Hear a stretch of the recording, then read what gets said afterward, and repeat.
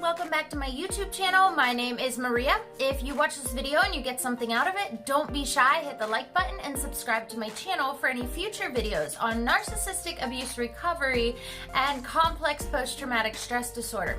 So today we are going to be getting into CPTSD and drugs and alcohol addiction. So these are very intertwined, and I just wanted to make a quick video today to explain to you why if you do have CPTSD, you may also be suffering from a drug or alcohol addiction. All right, so CPTSD, if you have not watched any of the previous videos, is complex post-traumatic stress disorder. And this comes from prolonged trauma. So like PTSD, which comes from one traumatic incident, CPTSD, or complex post-traumatic stress, comes from prolonged trauma such as bullying, narcissistic abuse, any trauma that happens over a amount of time, not just one specific incident. And CPTSD shows up in our lives as emotional abuse, the after effects of emotional abuse. So the 5 different ways that CPTSD might be showing up in your life, or if you aren't sure if you have CPTSD from prolonged trauma, they show up, let's say, in 5 different ways, okay? So emotional flashbacks. You may be talking to someone and they say something, it triggers an emotion in you. You have a trigger. It triggers an emotion in you that maybe you had felt previously in childhood or earlier on in your life. You then have a flashback. You may have anxiety about this and you start feeling very unsettled inside of your body. You might not know why you're having this reaction to what this person may have said to you. But that is because when we go through emotional abuse, emotions, right, are inside of us. We can't see this. Whereas in PTSD, this is an actual incident that we can see. Or when you are going through emotional abuse, other people might not be able to understand it because they can't feel your feelings, right? But if somebody is physically abused, maybe they can see the actual scars, so they may understand it a little bit better. Okay, so emotional flashbacks is the first sign of CPTSD. The next one is a vicious inner critic. Do you tell yourself negative things all the time? I'm not good enough. I'm not worthy. I'm not smart enough. I'm not attractive. Just anything negative that is on a cycle running through your mind. A lot of the times may be due to prolonged trauma. Social anxiety, when you get into social situations and you feel just that deep down, people don't like me, you're very uncomfortable, it may come with anxiety. Again, another sign of CPTSD. The next one is self-abandonment. Do you not show up for yourself in situations when you were a child or an adolescent? Were you abandoned? Were your emotions, were your feelings abandoned? Did you not get validation? Well, a lot of times whenever we become adults, we tend to self-abandon because that is what we know, that is what we learned.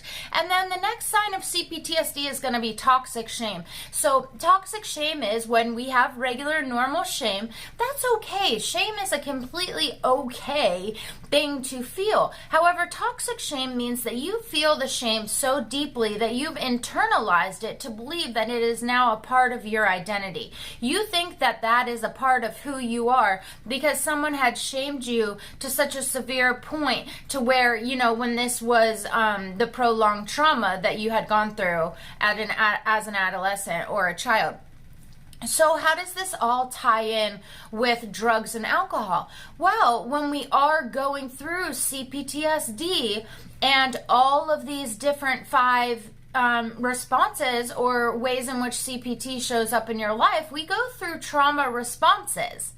So the trauma responses, you could be going through the flight response, the fight response, the fear response, or the fawn response.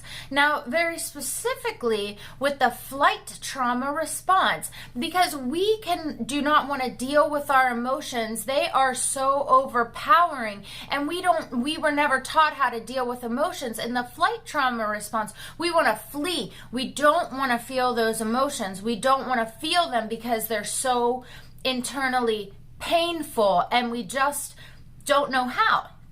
So when we go into a flight trauma response and we are just trying to avoid this situation so hard, that's where drugs and alcohol can come into play. Because when we do, drugs or alcohol, we are not completely in our body anymore. So our emotions are kind of suppressed. We don't have to feel. We don't have to feel those emotions. Maybe we just feel nothing. We become numb. We do drugs and alcohol to the point where we become numb so that we don't have to feel trauma.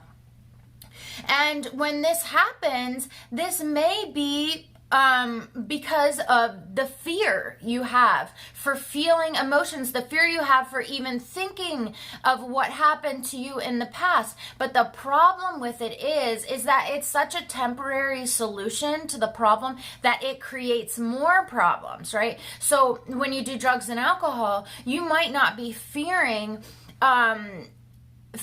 these feelings from your past, but then you have to think of, are you putting yourself in compromising positions? Are you engaging in really dangerous activity? Are you driving while under the influence? And then you find all new things to fear, which makes a lot of sense, because when we go through trauma, that may have been a chaotic upbringing. So when we go through chaotic upbringings, chaos is what we know. When we have a vicious inner critic, that is chaos going on in our minds. Chaos is what we know from childhood. It's all we know. It's what we are used to if we are somebody that is going through CPTSD. So we create chaos. So again, you may not be fearing these actual real life fears, but now you're creating more fears, which is creating more chaos in your mind. So I suggest that what you would do first is have these drugs and alcohol, have this addiction under wraps. Take care of your addiction first. Because without having a clear mind, it's going to be really difficult for you to actually dive into this trauma, feel, process, and move on from these emotions that you're going through. So you're kind of going to get stuck in this hamster wheel if you continue to go into the flight trauma response and just push away any of your emotions. So dealing with the actual drug and alcohol addiction first and getting that under control would be what would be beneficial for you. So maybe a program that you can sign up for in your town, something on Zoom, but just to get that ball going. And even if your first step is just admitting the fact that this is something that's going on with you, and then understanding that this could be due to childhood trauma, and this is going to have to be a process that you go through to be able to just get through all that, because going through the process of healing from CPTSD and trauma requires a lot of work, and it requires you to learn a lot of tools that you bring with you later in life. So eventually, when you use these tools, you incorporate them in your life, your right emotional brain is not going to be so illuminated. You are not going to be working off of your emotions so much, and you are going to be able to think more logically. Will you still struggle with wanting to do these drugs and, drink a lot? Yeah, you may, but the point is that now you have tools to help yourself to get through this. So I hope this video helped you out in some way. If you have any questions, please go ahead, email me, put them in the comments, whatever you need to do.